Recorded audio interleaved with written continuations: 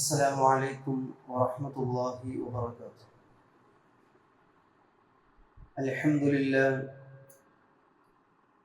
الحمد لله رب العالمين، نحمده ونستعينه ونستهديه ونؤمن به ونتوكل عليه، ونعوذ بالله من شرور أنفسنا ومن سيئات أعمالنا. من يهده الله فلا مضل له ومن يضلل فلا هادي له. أشهد أن لا إله إلا الله وحده لا شريك له، وأشهد أن محمدا عبده ورسوله أرسله بالهدى ودين الحق ليظهره على الدين كله ولو كره المشركون. اللهم صل على محمد وعلى آل محمد كما صليت على إبراهيم وعلى آل إبراهيم، وبارك على محمد وعلى آل محمد كما باركت على إبراهيم وعلى آل إبراهيم إنك حميد مجيد. أما بعد فإن خير الحديث كتاب الله، وخير الهدي هدي محمد صلى الله عليه وسلم، وشر الأمور محدثاتها وكل محدثة بدعة وكل بدعة ضلالة. أيها الناس اتقوا الله عباد الله. أعوذ بالله السميع العليم من الشيطان الرجيم. يا أيها الذين آمنوا اتقوا الله حق تقاته ولا تموتن إلا وأنتم مسلمون. يا أيها الذين آمنوا اتقوا الله وقولوا قولا سديدا يصلح لكم أعمالكم ويغفر لكم ذنوبكم، ومن يطع الله ورسوله فقد فاز فوزا عظيما. بسم الله الرحمن الرحيم. الذين آمنوا ولم يلبسوا إيمانهم بظلم أولئك لهم الأمن وهم مهتدون. الموت باب وكل الناس داخله، فليت شعري بعد الباب مدهر. ഏറെ സ്നേഹമുള്ള വിശ്വാസികളെ, സഹോദരി സഹോദരന്മാരെ, കുട്ടികളെ, ജീവിതത്തിൽ അള്ളാഹുവിനെ സൂക്ഷിച്ച് ജീവിതത്തെ ക്രമീകരിക്കുവാൻ, പ്രത്യേകിച്ചും ഈ വിശുദ്ധ റമദാൻ അനുകൂലമായ ഒരു വേദിയാണെന്നിരിക്കെ അള്ളാഹുവിലേക്ക് അടുക്കുവാനും അവന്റെ നിയമങ്ങളെയും കൽപ്പനകളെയും ശാസനകളെയും എല്ലാം പരമാവധി ജീവിതത്തിൽ പുലർത്തി അംഗീകരിച്ച് ജീവിതത്തെ ക്രമപ്പെടുത്തുവാൻ പരിശ്രമിക്കണമേ നാമുഖമായി ഉണർത്തുകയാണ്. അല്ലാഹു സുബ്ഹാനഹു വ തആല ഈ വിശുദ്ധ റമദാനിന്റെ സകല ചൈതന്യങ്ങളും നേടിയെടുക്കുവാനും റയ്യാൻ കവാടം എന്ന നോമ്പുകാർക്ക് മാത്രം സജ്ജമാക്കിയിട്ടുള്ള, പ്രത്യേകമായി സജ്ജമാക്കിയിട്ടുള്ള ആ സ്വർഗീയ കവാടത്തിലൂടെ സ്വർഗം പുൽകുവാൻ അള്ളാഹു നമുക്ക് ഏവർക്കും തൗഫീഖ് പ്രദാനം ചെയ്ത് അനുഗ്രഹിക്കുമാറാവട്ടെ. വിശുദ്ധ റമദാനിന്റെ അവസാന 10 നാളിലേക്ക് നാം പ്രവേശിച്ചിരിക്കുകയാണ്. വളരെ പ്രാധാന്യവും അതിമഹത്തരമായി പ്രവാചകൻ സ്വല്ലല്ലാഹു അലൈഹി വസല്ലമയും ദീനുൽ ഇസ്ലാമും പഠിപ്പിച്ച ഒരുപാട് സവിശേഷതകൾക്ക് വേദി കൂടിയാവുകയും ചെയ്യുന്ന വിശുദ്ധ റമദാനിന്റെ ഓരോ സാഹചര്യത്തിലേക്കാണ് നാം പ്രവേശിക്കാനിരിക്കുന്നത്. പരമാവധി റബ്ബിലേക്ക് അടുക്കുവാനും പാപക്കറകൾ അല്ലാഹുവോട് ഏറ്റുപറഞ്ഞ് മായ്ക്കപ്പെടുവാനുള്ള ഉപാധികൾ കണ്ടെത്തുവാനും സൽക്കർമ്മങ്ങൾ ഒന്നിനെയും നിസ്സാരവൽക്കരിക്കാതെ പ്രവാചക വചനം പോലെ ലാ തഹ്ഖിറന്ന മിനൽ മഅറൂഫി ശൈഅൻ, ഒരു ചെറിയ കാര്യമാണല്ലോ അത് നിസാരമല്ലേ എന്ന് തള്ളിക്കളഞ്ഞ്, നിസാരമെന്ന് നമ്മുടെ കണ്ണിലോ മറ്റുള്ളവരുടെ കണ്ണിലോ തോന്നിക്കും വിധമുള്ള ചെറിയ സൽപ്രവർത്തനങ്ങളാണെങ്കിലും അതെല്ലാം ജീവിതത്തിൽ സ്വായത്തമാക്കി മുന്നോട്ട് പോകുവാനുള്ള ഒരു പരിശ്രമം പ്രത്യേകിച്ചും ഈ വരും ദിവസങ്ങളിൽ നാം കാത്തു സൂക്ഷിക്കണം എന്ന് സാന്ദർഭികമായി ഉണർത്തുകയാണ്. പ്രിയമുള്ള സഹോദരന്മാരെ, സഹോദരിമാരെ, വലിയൊരു പ്രഭാഷണം, ഒരു പ്രസംഗം, അതിൻ്റെ ആവശ്യകതയോ അല്ലെങ്കിൽ അത് അനുഗുണമായി ഞാൻ മനസ്സിലാക്കുന്നില്ല. ഈ സന്ദർഭത്തിൽ നോമ്പുകാരാണ് നമ്മളൊക്കെ. അള്ളാഹുവിന്റെ ഭവനത്തിൽ എഴുത്തിക്കാഫിന്റെ ഇവിടെ ഞങ്ങൾ ചടഞ്ഞിരിക്കുകയാണ്. അള്ളാഹുവിന്റെ വിശുദ്ധമായ ദീനിൽ ഉൾപ്പെടുത്തപ്പെട്ടിട്ടുള്ള ചില കാര്യങ്ങളെ കുറിച്ച് അറിയാനും പഠിക്കുവാനും ഒക്കെ ഞങ്ങൾ ഇവിടെ നിർബന്ധപൂർവം അല്ലെങ്കിൽ ഞങ്ങളുടെ മനസ്സിനെ പാകപ്പെടുത്തി ഞങ്ങൾ ഇവിടെ ഇരിക്കുകയാണ് എന്ന സതുദ്ദേശത്തോടു കൂടി ഏതാനും ചില കാര്യങ്ങൾ മാത്രം ഉണർത്തി ചില സമയങ്ങൾ, കുറഞ്ഞ സമയം മാത്രം ഉപയോഗപ്പെടുത്തി ചില കാര്യങ്ങൾ സൂചിപ്പിക്കാനാണ് ഇൻഷാ അല്ലാഹ് ആഗ്രഹിക്കുന്നത്. മരണവുമായി ബന്ധപ്പെട്ടാണ് വിഷയം. ഈമാനോടുകൂടിയുള്ള മരണം എന്നാണ് വിഷയം. പ്രിയമുള്ള സഹോദരന്മാരെ, സഹോദരിമാരെ, നമ്മൾ ഈ ദുനിയാവിൽ രണ്ടു നിലക്ക് ജീവിതം നയിക്കേണ്ടവരാണ്. അല്ലെങ്കിൽ നിർബന്ധമായും രണ്ടു കവാടങ്ങളിലൂടെ ഈ ദുനിയാവിൽ ജീവിക്കേണ്ടവരാണ്. രണ്ട് ഭവനങ്ങൾ അതിൽ പ്രവേശിക്കേണ്ടവരാണ്. ഒന്ന്, പ്രത്യേകിച്ച് അലട്ടലുമില്ലാത്ത, പ്രത്യേകിച്ച് പ്രയാസങ്ങളൊന്നുമില്ലാത്ത ഉമ്മയുടെ ഉദരത്തിലുള്ള ഗർഭാശയത്തിലുള്ള ആ ഒരു കാലയളവ്, പ്രത്യേകിച്ച് ബുദ്ധിമുട്ടുകളൊന്നുമില്ല, അതും ഈ ദുന്യവിയായി നാം വസിക്കേണ്ട ഇടമാണ്. രണ്ടാമത്തത്, പിറവിയെടുത്ത ശേഷം ഈ ദുനിയാവിൽ ജീവിക്കേണ്ട ദുന്യവിയായ ജീവിതം, അത് പരീക്ഷണങ്ങളുടെ, പ്രയാസങ്ങളുടെ, പ്രതിസന്ധികളുടെ, സന്തോഷ സന്താപങ്ങളുടെ, ആരോഗ്യ അനാരോഗ്യങ്ങളുടെ എല്ലാം സമ്മിശ്ര കേന്ദ്രമായ ദുനിയാവാണ് മറ്റൊരു ഇടം. മൂന്നാമത് ഖബർ ജീവിതം അല്ലെങ്കിൽ ബർസഹി ജീവിതം, അതാണ് ഒന്നുകൂടി ആപ്തമായ വാക്യം. ഖബർ ജീവിതത്തെക്കാൾ ബർസഹി ജീവിതം. നാലാമത്തത് ഒന്നുകിൽ സ്വർഗം അല്ലെങ്കിൽ നരകം. ഇങ്ങനെ 4 തലങ്ങൾ. ആദ്യത്തെ 2 ദുന്യവിയാണ്, പിന്നുള്ള 2 അത് ഉഖറവിയാണ്. യഥാർത്ഥത്തിൽ ആദ്യത്തെ 2 കഴിഞ്ഞ് ഈ ഉഖറവിയായിട്ടുള്ള ഈ ഇരുലോകത്തേക്ക് അല്ലെങ്കിൽ ആ ഒരു ലോകത്തേക്കുള്ള പ്രയാണത്തിന് എന്ന് പറഞ്ഞാൽ പാരത്രിക പ്രയാണത്തിന്, ജീവിതയാത്രയ്ക്ക് മരണം എന്ന സുനിശ്ചിതമായ ഘടകം വളരെ അനിവാര്യമാണ്. ഇവിടെ നിന്ന് ഉഖറവിയായ ലോകത്തേക്കുള്ള പ്രയാണത്തിന് മരണം നിർബന്ധമാണ്, മരിച്ചേ മതിയാകൂ. ഇവിടെ പിറവിയെടുത്ത, ഇവിടെ ജീവിതം കൊണ്ട് ധന്യമായ അനുഗ്രഹീതമായ നാം ഓരോരുത്തരും മരണത്തെ പുൽകുക അല്ലെങ്കിൽ മരണം നമ്മിൽ സംഭവിക്കുക, അതൊരു പ്രകൃതിദത്തമായ സംവിധാനമാണ്. അള്ളാഹു ഏർപ്പെടുത്തിയിട്ടുള്ള സുനിശ്ചിതമായിട്ടുള്ള കാര്യമാണ്. അതാണ് നേരത്തെ ആമുഖമായി ഞാൻ പറഞ്ഞു വച്ച ഒരു വാചകം, അൽ മൗതു ബാബുൻ വകുല്ലുൻ നാസി ദാഖിലുഹു. മരണം എന്നുള്ളത് ഓരോ മനുഷ്യനും പ്രവേശിക്കുന്ന ഇടമാണ്. ഫലൈത ശിഅരി ബഅദൽ ബാബി മദ്ദഹറു. ആ പ്രവേശന കവാടത്തിൽ കടന്നു കഴിഞ്ഞാൽ പിന്നീടുള്ള എൻ്റെ ഭവനം ഏതായിരിക്കും അത് ഞാൻ അറിഞ്ഞിരുന്നുവെങ്കിൽ എന്ന് ആശിച്ചു പോവുകയാണ് മനുഷ്യൻ. പ്രിയമുള്ള സഹോദരന്മാരെ, സഹോദരിമാരെ, ഈ ഒരു ചിന്തയാണ് ഒരു വിശ്വാസിയെ സംബന്ധിച്ചിടത്തോളം അവനെ വ്യതിരിക്തമാക്കുന്നത് മറ്റുള്ള ആളുകളിൽ നിന്ന്. മുസ്ലിമിനെ സംബന്ധിച്ചിടത്തോളം, ഒരു വിശ്വാസിയെ സംബന്ധിച്ചിടത്തോളം അവന്റെ ഈ ഐഹിക ലോകവും എല്ലാം ധന്യമാകുന്ന ഇടമെന്ന് പറയുന്നത് ഈ ഒരു ഉൾബോധമാണ്. അതായത് എന്തായിരിക്കും എൻ്റെ അവസ്ഥ, മരിക്കും ഞാൻ ഉറപ്പാണ്, ഒരു സംശയവുമില്ല.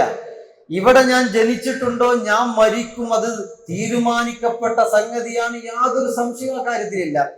പക്ഷെ ഇനിയുള്ള അവസ്ഥ എന്തായിരിക്കും അത് ആർക്കും അറിയില്ലല്ലോ. പോയവരാരും നമ്മോട് വന്നിട്ട് അവിടുത്തെ സ്ഥിതിഗതികളോ അവിടുത്തെ സംഭവ വികാസങ്ങളോ ഒന്നും നമുക്ക് പറഞ്ഞു തരാത്ത ഒരു സാഹചര്യമാണ് ഇപ്പോൾ. അതുകൊണ്ട് തന്നെ എന്തായിരിക്കും എൻ്റെ അവസ്ഥ, മദ്ദാർ, എന്റെ ഭവനം, എന്റെ ഗേഹം എവിടെയായിരിക്കും, സ്വർഗമാണോ നരകമാണോ? ഈ ഒരു ആധിയാണ്, അല്ലെങ്കിൽ ഈ ഒരു ആലോചനയാണ്, വിവേകപൂർണമായ ചിന്തയാണ് പ്രിയമുള്ള സഹോദരന്മാരെ, സഹോദരിമാരെ, വിശ്വാസിയെ വേറിട്ട് നിർത്തുന്നതും അതല്ല എങ്കിൽ അവന്റെ ജീവിതത്തെ കുറ്റമറ്റതാക്കി തീർക്കാൻ അവനെ പ്രാപ്തമാക്കുന്നതും ഈ ഒരു ബോധമാണ്. ആ ബോധം മരണചിന്തയിലൂടെ ഉണ്ടാകുന്നതാണ്, മരണചിന്ത. അതുകൊണ്ടാണ് പ്രവാചകൻ സല്ലല്ലാഹു അലൈഹി വസല്ലം പറഞ്ഞത്,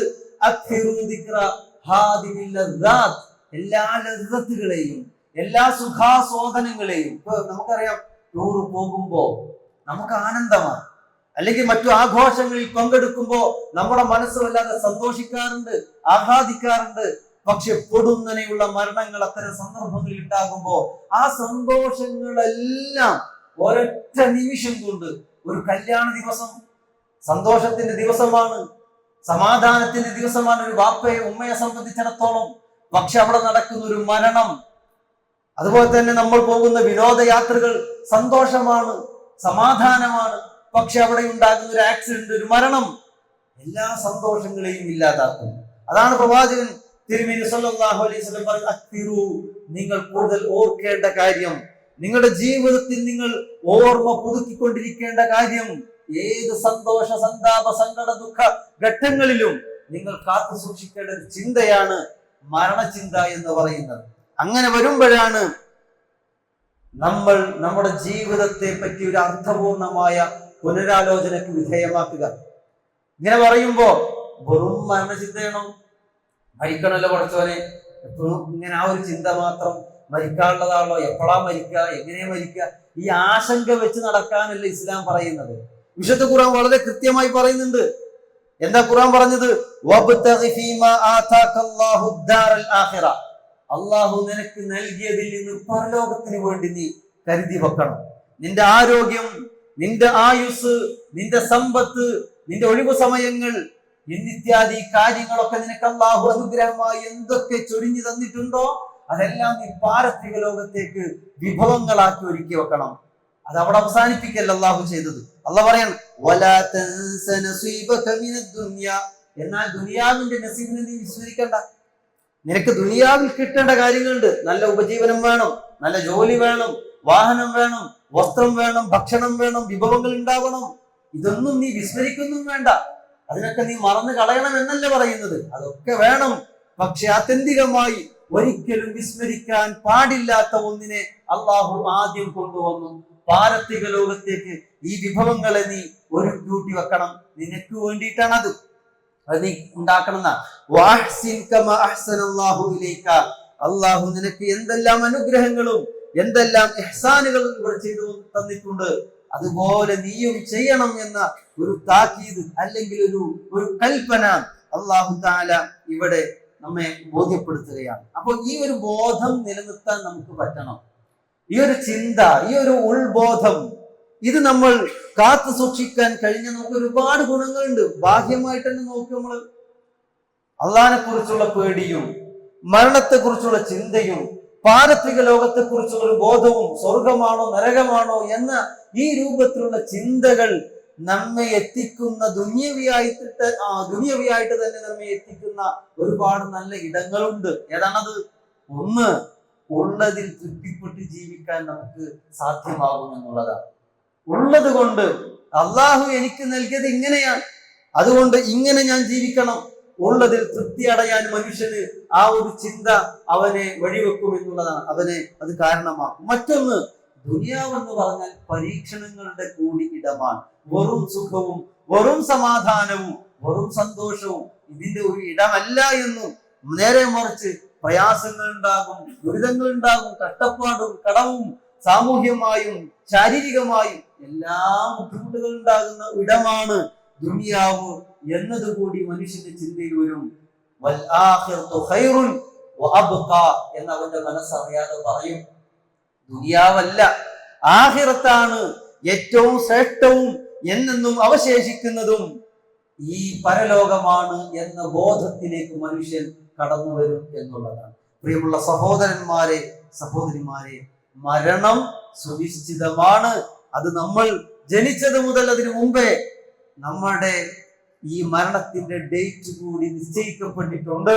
നമ്മുടെ സ്ഥലവും കാലവും സമയവും എല്ലാം അല്ലാഹു തആല തീരുമാനിച്ചിട്ടുണ്ട്. ഇത്ര ആയുസ്, 30 വയസ്സ്, 40 വയസ്സ്, 60, 70 വയസ്സ്, ഇങ്ങനെ അല്ലാഹു തആല നിശ്ചയിച്ച ഒരു സുനിശ്ചിതമായ പരിധിയും കാലയളവും മാത്രമേ നമുക്ക് ഇവിടെ ഇടമുള്ളൂ.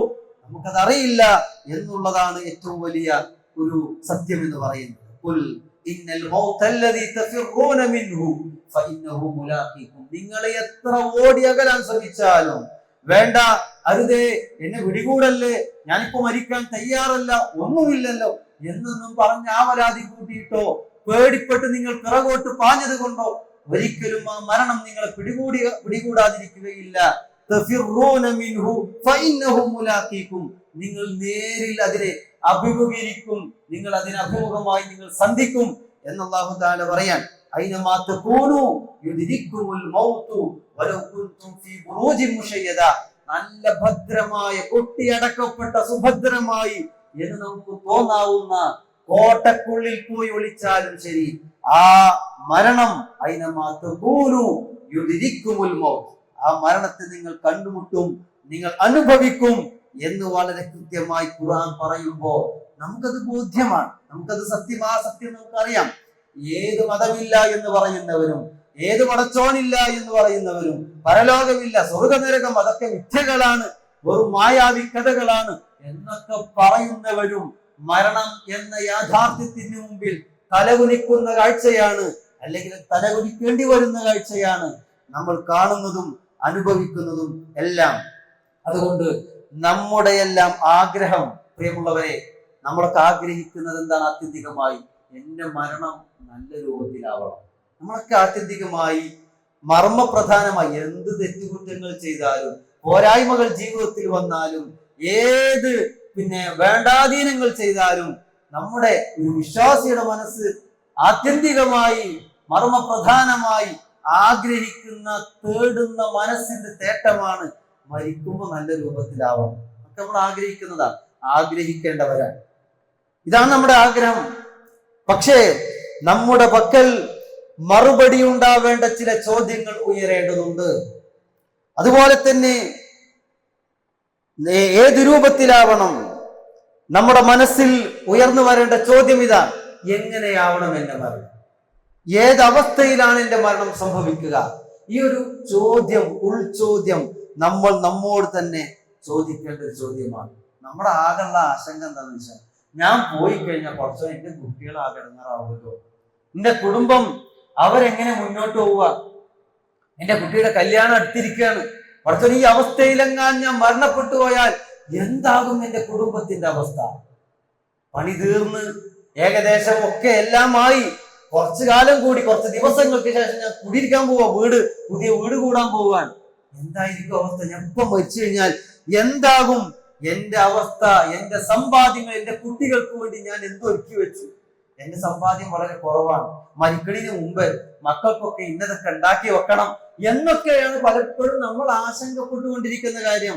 പക്ഷേ ഇതൊന്നുമല്ല സഹോദരന്മാരെ, സഹോദരിമാരെ, നേരെ മറിച്ച് അവിടേക്ക് എന്റെ പക്കലുണ്ട്, അവിടേക്ക് എന്റെ കയ്യിൽ എന്താ ഉള്ളത്? നാളെ പോവാണ് ഞാൻ. ഇന്ന് മരിക്കേണ്ടി വന്നാൽ, ഈ സമയം ഞാൻ മരണത്തിന് കീഴടങ്ങേണ്ടി വന്നാൽ, ഇപ്പൊ അങ്ങനെയുള്ള ആകസ്മികമായ മരണങ്ങളാണ്. പല കാരണങ്ങൾ നമ്മൾ പറയാറുണ്ട് മുമ്പൊക്കെ, രോഗകാരണങ്ങൾ മരണത്തിന്. പക്ഷേ ഇന്ന് ഒറ്റ അറ്റാക്ക്, അതെന്നെ കാരണം. മരണത്തിന് അറ്റാക്ക് എന്ന കാരണം എന്ന് പറഞ്ഞാൽ മരിക്കുക എന്ന കാരണം തന്നെ, വേറൊരു രോഗമോ വേറെ മറ്റു കാരണങ്ങളോ ഒന്നുമില്ലാതെ ആകസ്മികമായി പൊടുന്നനെയുള്ള മരണങ്ങളാണ് ഇന്ന് നമ്മുടെ ഇടയിൽ കൂടിക്കൊണ്ടിരിക്കുന്നത്. പ്രിയമുള്ള സഹോദരന്മാരെ, സഹോദരിമാരെ, നമ്മുടെ ആശങ്ക എന്താവണം? നമ്മുടെ ആവലാതിയും വേവലാതിയും ആധിയും എന്താവണം? ഞാൻ ഇപ്പൊ ഇവിടുന്ന് മരിച്ചു പോയി കഴിഞ്ഞാൽ എന്റെ പക്കൽ എന്തുണ്ട്? അള്ളാഹുവിന്റെ മുമ്പിൽ സമർപ്പിക്കുവാൻ, അള്ളാഹുവിന്റെ മുമ്പിൽ കാണിച്ചു കൊടുക്കാൻ എന്റെ കയ്യിൽ എന്ത് അമലാണുള്ളത് എന്ന ചോദ്യമാണ്. ഈ ചിന്തകളും ആലോചനകളും മാത്രമാണ് പ്രിയമുള്ളവരെ മരണത്തിന് വേണ്ടി ഒരുങ്ങി നിൽക്കുന്ന ആളുകൾക്ക് കൂട്ടിനെപ്പോഴും ഉണ്ടാവുക ഈ ചിന്തയാണ്. നാളെ ഞാൻ പോവുകയാണെങ്കിൽ, അല്ലെങ്കിൽ ഇന്ന് ഞാൻ എന്റെ ജീവിതം അവസാനിപ്പിക്കുകയാണെങ്കിൽ എന്റെ കയ്യിൽ പറയത്തക്ക എന്ത് കോപ്പാണുള്ളത്, എന്ത് അമലുകളാണ് എന്റെ കയ്യിലുള്ളത് എന്ന് അവൻ ചോദിച്ചു പോവുകയും അള്ളാഹു ഉന്നയിക്കുന്ന ഒരു ചോദ്യം അവന്റെ മനസ്സിൽ കടന്നു വരികയും ചെയ്യും. യാ അയ്യുഹല്ലദീന ആമനു തഖുല്ലാഹ്, വിശ്വാസികളെ നിങ്ങൾ അള്ളാഹുവിനെ സൂക്ഷിക്കണം, കരുതണം. വൽ തൻദുർ നഫ്സും മാ ഖദ്ദമത് ലിഗദിൻ, ഓരോ ആളും ആലോചിക്കേണ്ട വിഷയമാണ്. നാളേക്ക് വേണ്ടി ഞാൻ എന്ത് സമ്പാദിച്ചു, ഞാൻ എന്തൊരുക്കമാണ് ഒരുങ്ങിയിട്ടുള്ളത് എന്ന ചോദ്യം ഇത്തരം ആളുകളുടെ മനസ്സിൽ ഉയരണം എന്നാണ് അല്ലാഹു തആല ആഗ്രഹിക്കുന്നത്. ഇബ്നു കസീർ റഹിമഹുല്ലാഹ് ഈ ആയത്തിനെ വിശദീകരിച്ചുകൊണ്ട് പറയുന്ന വാക്യം നമുക്ക് കാണുവാൻ സാധിക്കും. വൽ തൻദുർ നഫ്സും മാ ഖദ്ദമത് ലിഗദിൻ, നാളേക്ക് വേണ്ടി എന്ത് മുന്നൊരുക്കമാണ് നടത്തിയത് എന്നതിന്റെ വിവക്ഷ അദ്ദേഹം പറയാൻ, ഐ ഹാസിബു അൻഫുസകും ഖബ്ല അൻ തുഹാസബു. ഹാസിബു അൻഫുസകും, നമ്മളൊക്കെ നടത്തേണ്ട ഒരു സംഗതി അതാണ്. പ്രത്യേകിച്ച് റമദാനിൽ കഴിഞ്ഞ കാലങ്ങളെ വെച്ച് നോക്കുമ്പോൾ ഒരുപാട് പോരായ്മകളുണ്ട്. കഴിഞ്ഞ 11 മാസക്കാലത്തെ എന്റെ പ്രവർത്തനങ്ങൾ, എന്റെ ജീവിത രീതികൾ, ശൈലികൾ, ഇടപാടുകൾ, വ്യവഹാരങ്ങൾ, എന്റെ സ്വഭാവ പെരുമാറ്റങ്ങളിൽ എമ്പാടും പോരായ്മകളുണ്ട്. എല്ലാം നമ്മൾ സമ്മതിക്കുന്ന കാര്യമാണ്. പക്ഷെ ഇതൊരു സുവർണാവസരമാണ്. ഇത് ഒരുങ്ങാനുള്ള, അല്ലെങ്കിൽ ഒരു മാറ്റത്തിന് എല്ലാം വിധേയമാകാനുള്ള ഒരു സുവർണാവസരം എന്റെ കൺമുമ്പിൽ, എന്റെ ജീവിതത്തിൽ എനിക്ക് അല്ലാഹു നൽകിയിരിക്കെ ഒരു ആത്മപരിശോധനയ്ക്ക് നമ്മൾ തയ്യാറാകാൻ കൂടിയുള്ള സമയങ്ങൾ കൂടിയാണ് ഇപ്പോൾ നിലവിലുള്ളത്. ഹാസിബു ഖബ്ല അൻ തുഹാസബു, നിങ്ങൾ നാളെ പരലോകത്ത് വിചാരണയ്ക്ക് വിധേയരാകുന്നതിന് മുമ്പ് നമ്മളൊരു ആത്മപരിശോധന നടത്തുക. എന്താ എന്റെ അവസ്ഥ? ഇപ്പൊ ഞാൻ മരിക്കുകയാണെങ്കിൽ, ഞാൻ പറയുന്ന ഞാൻ പ്രസംഗം അവസാനിപ്പിച്ച് പോകുന്ന സമയത്ത് വല്ലതും സംഭവിച്ച് മരണപ്പെട്ടാൽ, അല്ലെങ്കിൽ ഇവിടുന്നൊക്കെ നമ്മൾ പുറത്തിറങ്ങി ഇവിടുന്ന് തന്നെ വല്ലതും സംഭവിച്ചാൽ എന്തായിരിക്കും എന്റെ അവസ്ഥ? ആ ഒരു ചിന്തയാണ്, ആ ഒരു വിചാരണയാണ് നമ്മൾ സ്വയം ആദ്യം നടത്തേണ്ടുന്നത്. മാത്രമല്ല,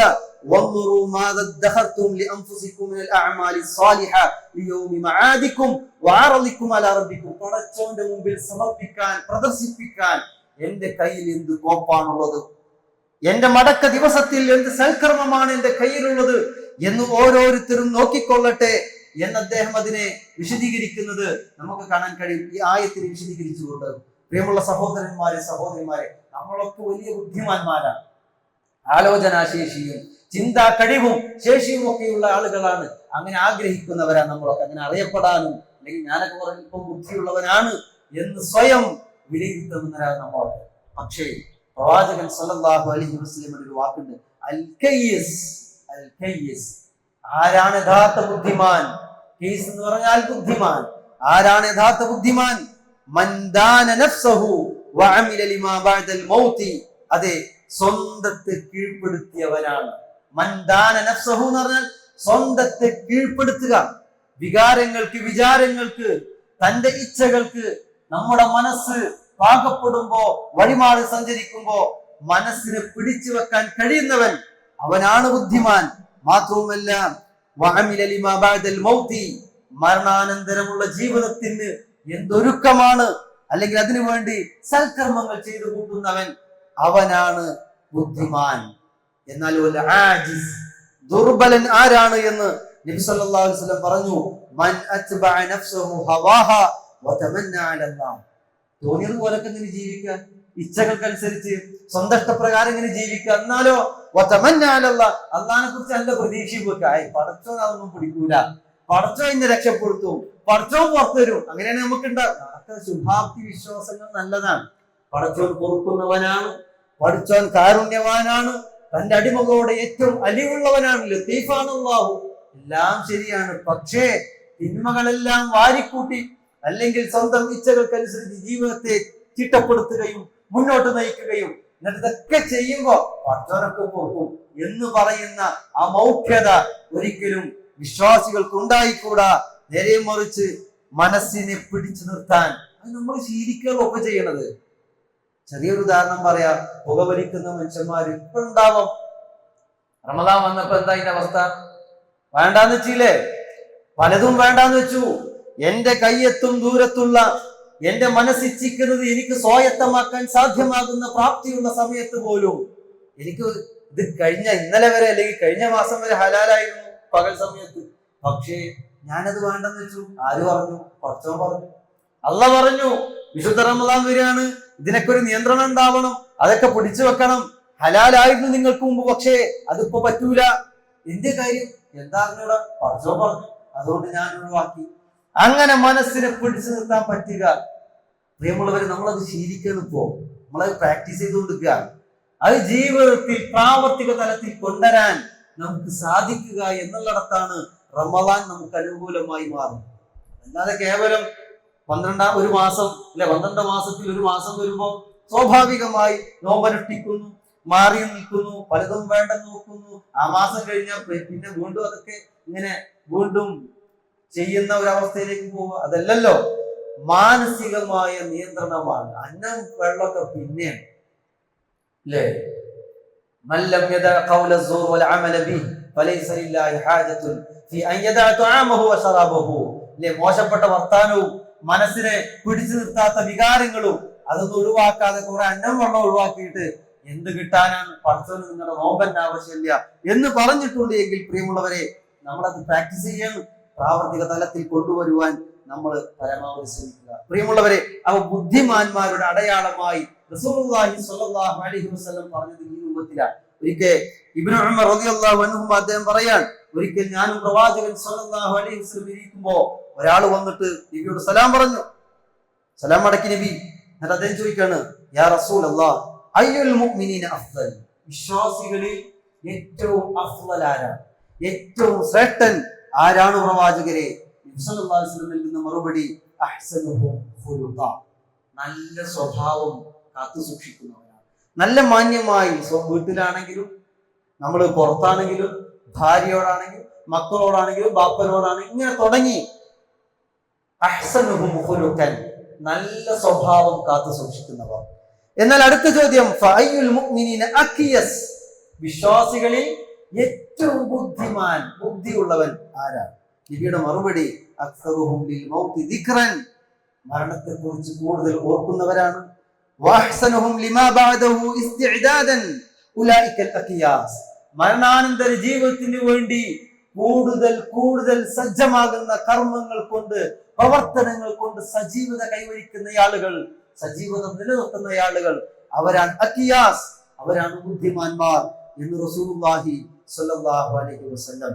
നമ്മുടെ പേടി അവിടെയും നാം മരിക്കുമ്പോ എന്താ അല്ലേ, മകളുടെ കല്യാണത്തിന് മുമ്പ് മരിക്കോ, നേരത്തെ പറഞ്ഞതുപോലെ പേടിയാ, വീട് കൂടുന്നതിന് മുമ്പ് ഞാൻ മരിച്ചു പോവോ, പിന്നെ പ്രവാസികളെ സംബന്ധിച്ചിടത്തോളം ഞാൻ എന്റെ നാട്ടിൽ നിന്ന് മരിക്കൂലേ, ഭക്ഷണം ഇവിടെ കിടന്ന് മരിക്കേണ്ടി വരുമോ, ഈ ജാതി പേടികളാണ് നമ്മളൊക്കെ ഉള്ളത്. പക്ഷേ നമ്മൾ മനസ്സിലാക്കി ഇതൊക്കെ നമ്മുടെ ആഗ്രഹങ്ങളാണ് അല്ലേ. മകളുടെ കല്യാണത്തിന് മുമ്പ് കല്യാണമൊക്കെ നടക്കണം, അതല്ലെങ്കിൽ വീടൊക്കെ ഒന്ന് കൂടിയിരുന്ന് ആശ്വാസമായിട്ട് മരിക്കണം എന്നൊക്കെ നമ്മൾ ആഗ്രഹിക്കുന്നുണ്ടാവാം. പ്രവാസികളെ സംബന്ധിച്ചിടത്തോളം നാട്ടിൽ നിന്നാവണം മരണം എന്നൊക്കെ ഒരു പക്ഷെ ഉള്ളുകൊണ്ട് ആഗ്രഹിക്കുന്നുണ്ടാവാം. പക്ഷെ ഇതൊക്കെ ഒരു ആഗ്രഹങ്ങളാണ്. പക്ഷെ എല്ലാം തീരുമാനിക്കപ്പെട്ട സംഗതിയാണല്ലോ, എല്ലാം സുനിശ്ചിതമാണല്ലോ. എവിടെ വെച്ചാ മരിക്കുക, എങ്ങനെ മരിക്കുക, അത് അല്ലാഹുക്ക് മാത്രം നിശ്ചയമുള്ള കാര്യമാണല്ലോ. അതുകൊണ്ട് പ്രിയമുള്ളവരെ, അള്ളാഹു എവിടെ വെച്ച് പിടിക്കണം എന്ന് തീരുമാനിച്ചിട്ടുണ്ടോ ഒരാണു അങ്ങോട്ടോ ഇങ്ങോട്ടോ ഉണ്ടാവൂല. അത് ആ സമയം അള്ളാഹു സുബ്ഹാനഹു വ തആല നമ്മെ ആത്മാവിനെ പിടികൂടും, നമ്മെ മരിപ്പിക്കും എന്നുള്ള ഒരു വസ്തുത നമ്മൾ മനസ്സിൽ എപ്പോഴും കാത്തു സൂക്ഷിക്കണം. എവിടെ വെച്ച് മരിക്കുക എന്നുള്ളതല്ല, എങ്ങനെ മരിക്കണം, എന്റെ മരണം എങ്ങനെയാകും, ആ ഒരു ചിന്തയും ബോധവും അതിനുള്ള പ്രവർത്തനങ്ങളും ഒക്കെ ആയിട്ടായിരിക്കണം നമ്മൾ മുമ്പോട്ട് പോവേണ്ടത്. ഈ അടുത്തൊക്കെ നമ്മൾ കേൾക്കുന്ന ഓരോ മരണങ്ങളും ഇങ്ങനെയാണ്. അതായത് പ്രതീക്ഷിക്കാത്ത മരണങ്ങൾ, ഉൾക്കൊള്ളാൻ പറ്റാത്ത മരണങ്ങൾ. അങ്ങനെയാണല്ലോ. മനസ്സിലുള്ള ഇന്നലെയും കൂടി കണ്ടവൻ, ഇന്നലെ എന്റെ അടുത്തിരുന്ന് നിസ്കരിച്ചവൻ, ഇന്നലെയും കൂടി ഞങ്ങൾ സംസാരിച്ചു അല്ലേ, ഇതൊക്കെയാണ് നമ്മൾ പറയുന്നത് പല കാരണങ്ങളും. അങ്ങനെയുള്ള മരണങ്ങൾ പലപ്പോഴും നമ്മെ സംബന്ധിച്ചിടത്തോളം ഉൾക്കൊള്ളാൻ കഴിയുന്നതിൽ അപ്പുറമാണ്. പൊടുന്നനെയുള്ള മരണം. എന്താ ഇതിന്റെ ഇസ്ലാമികമായ മാനം? വിശ്വാസിയെ സംബന്ധിച്ചിടത്തോളം നമുക്കതേ സംസാരിക്കേണ്ടതുള്ളൂ. നമ്മൾ വിശ്വാസികളാണ്. ഈ പള്ളിയിൽ കൂടിയിരിക്കുന്നവരൊക്കെ ഈമാനുള്ളവരാണ്.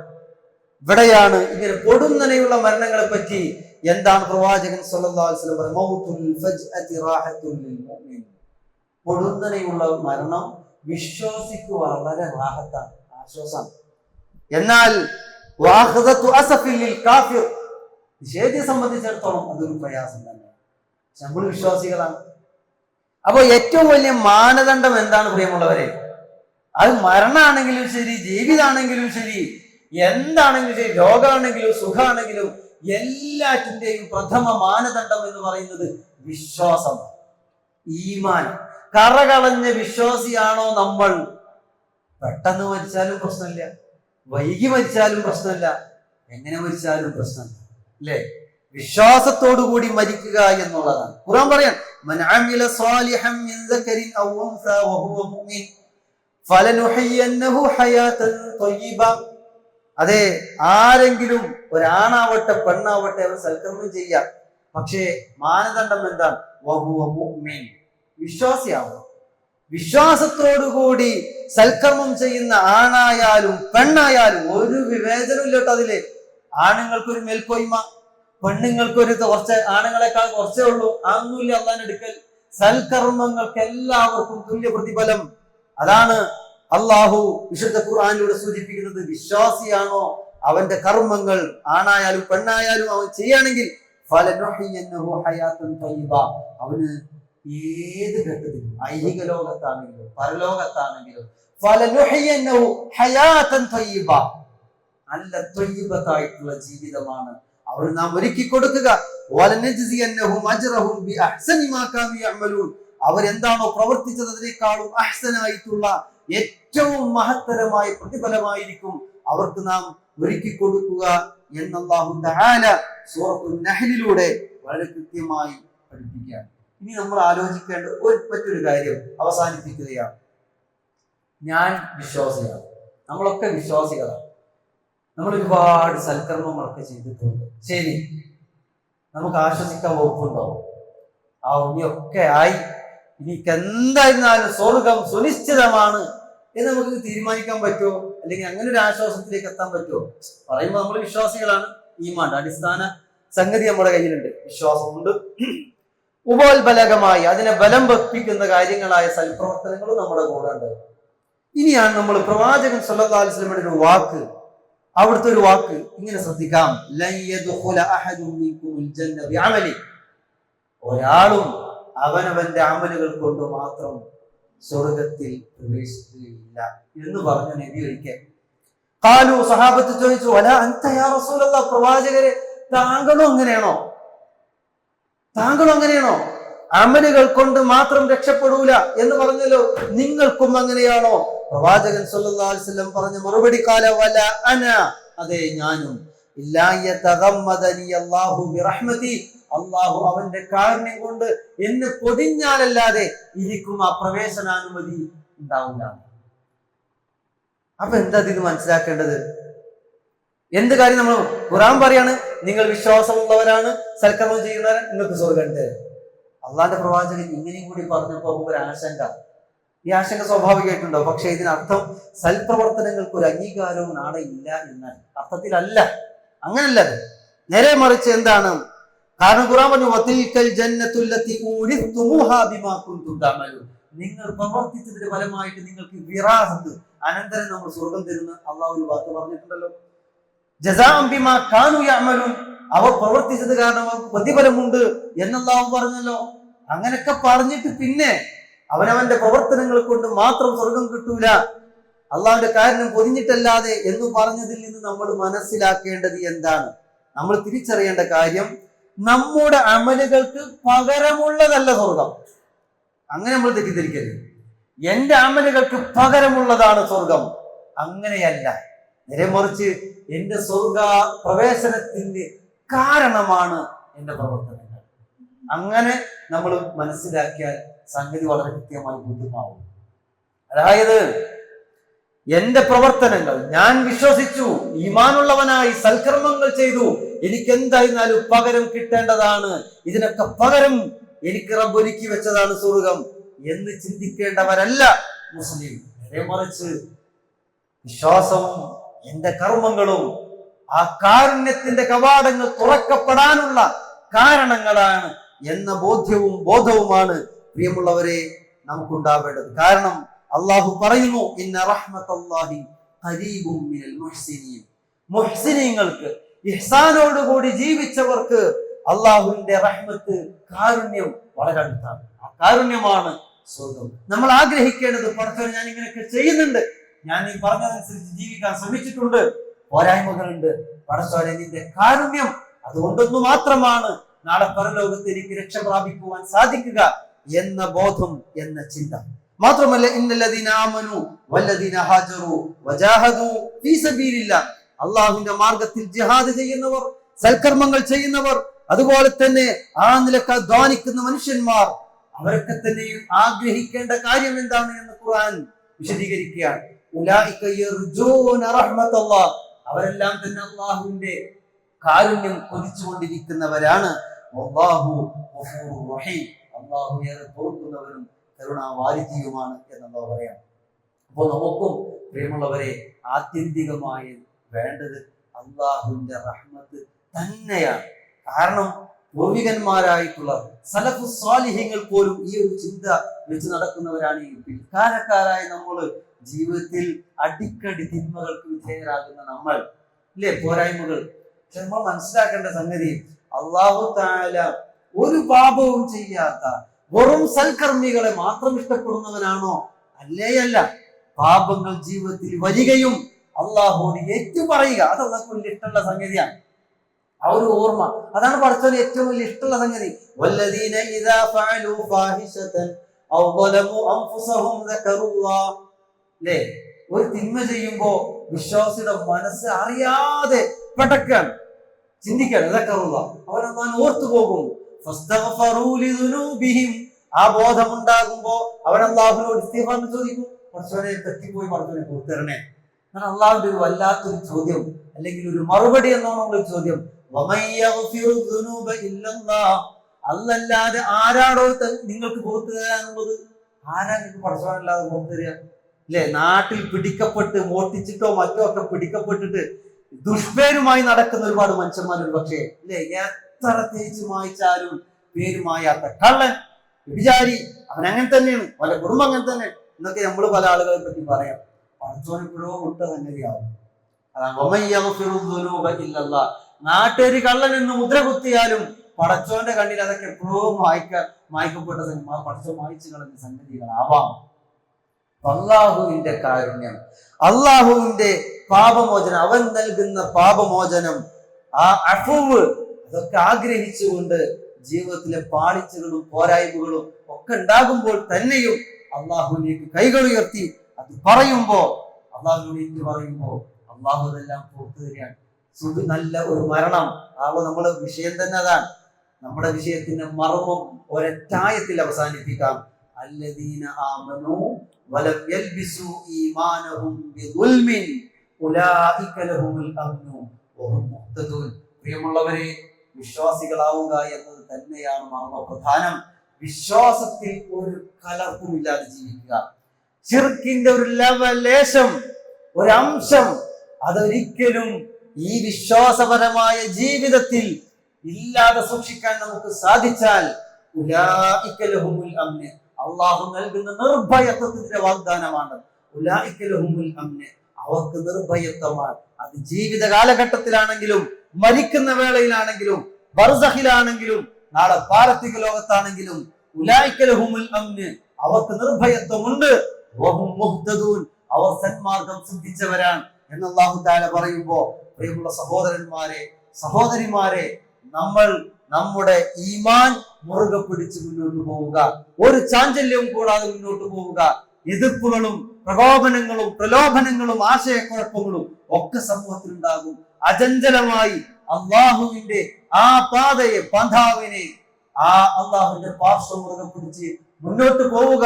അതോടൊപ്പം നല്ല മരണത്തിന് വേണ്ടിയുള്ള ആലോചനകളും ചിന്തകളും അങ്ങനെ ഉണ്ടാകുമ്പോൾ തീർച്ചയായും നമ്മുടെ ഭാഗത്ത് അമലുകൾ ഉണ്ടാകും, കുറ്റമറ്റ പ്രവർത്തനങ്ങൾ ഉണ്ടാകും. അതുണ്ടാകുമ്പോൾ നമ്മൾ തന്നെയാണ് വിജയിച്ചവർ. നമുക്ക് പ്രതീക്ഷിക്കാം അള്ളാഹുവിൽ നിന്നുള്ള കാരുണ്യം ലഭ്യമായി മലക്കുകളുടെ ആശീർവാദം ലഭിച്ചുകൊണ്ട് സലാമുൻ അലൈക്കും എന്ന ആശീർവാദത്തിന്റെ വാക്കുകൾ കേട്ട് നമുക്ക് മരിക്കാൻ സാധ്യമാകും. അല്ലാഹു സുബ്ഹാനഹു വ തആല യഥാർത്ഥ വിശ്വാസികളിലും അതുപോലെ സ്വർഗം പുൽകുന്ന യഥാർത്ഥ മുഅ്മിനുകളിലും അല്ലാഹു നമ്മെ ഏവരെയും ഉൾപ്പെടുത്തി അനുഗ്രഹിക്കുമാറാവട്ടെ. മരിക്കുന്ന സമയത്ത് എവിടെ വെച്ചാണെങ്കിലും ഏത് സാഹചര്യത്തിലാണെങ്കിലും ഈമാനികമായ വാക്യം ലാ ഇലാഹ ഇല്ലല്ലാഹ് എന്ന കലിമത്ത് തൗഹീദ് ഉച്ചരിച്ചുകൊണ്ട് ഉരുവിട്ടുകൊണ്ട് ഈ ലോകത്ത് നിന്ന് വിട പറയാൻ അല്ലാഹു നമുക്ക് ഏവർക്കും തൗഫീഖ് പ്രദാനം ചെയ്ത് അനുഗ്രഹിക്കുമാറാവട്ടെ. റഹ്മാനും റഹീമുമായ അല്ലാഹുവേ, അറിഞ്ഞും അറിയാതെയും ഞങ്ങൾ ചെയ്തു പോയിട്ടുള്ള എല്ലാ പാപങ്ങളും അർഹമുർ റഹീമിനായ അല്ലാഹുവേ ഞങ്ങൾക്ക് വിട്ടുപുറത്തു മാപ്പ് നൽകി അനുഗ്രഹിക്കണം റഹ്മാനെ. അല്ലാഹുവേ, നീ അഫൂവാൻ ഗഫൂറാൻ, എല്ലാം പൊറുക്കുന്ന കാരുണ്യവാനാണ്. അർഹമുർ റഹീമിനായ അല്ലാഹുവേ, ഞങ്ങളുടെ എല്ലാ തെറ്റുകുറ്റങ്ങളും പുറത്തു മാപ്പ് നൽകി ഞങ്ങളെയും ഞങ്ങളുടെ മാതാപിതാക്കളെയും കുടുംബ മിത്രാദികളെയും എല്ലാം ജന്നാത്തുൽ ഫിർദൗസിൽ ഉൾപ്പെടുത്തി അനുഗ്രഹിക്കണം റഹ്മാനെ.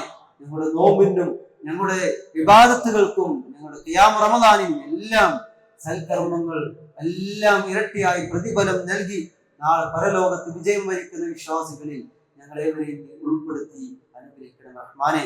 اللهم اغفر للمؤمنين والمؤمنات والمسلمين والمسلمات الأحياء منهم والأموات إنك مجيب الدعوات يا قاضي الحاجات. ربنا آتنا في الدنيا حسنة وفي الآخرة حسنة وقنا عذاب النار. توفنا مسلمين وألحقنا بالصالحين. اللهم أجرنا من النار، اللهم أجرنا من النار، اللهم أجرنا وأجر والدينا من النار. ربنا تقبل منا صيامنا وقيامنا ودعاءنا إنك أنت السميع العليم وتب علينا إنك أنت التواب الرحيم. آمين برحمتك يا أرحم الراحمين. والحمد لله رب العالمين.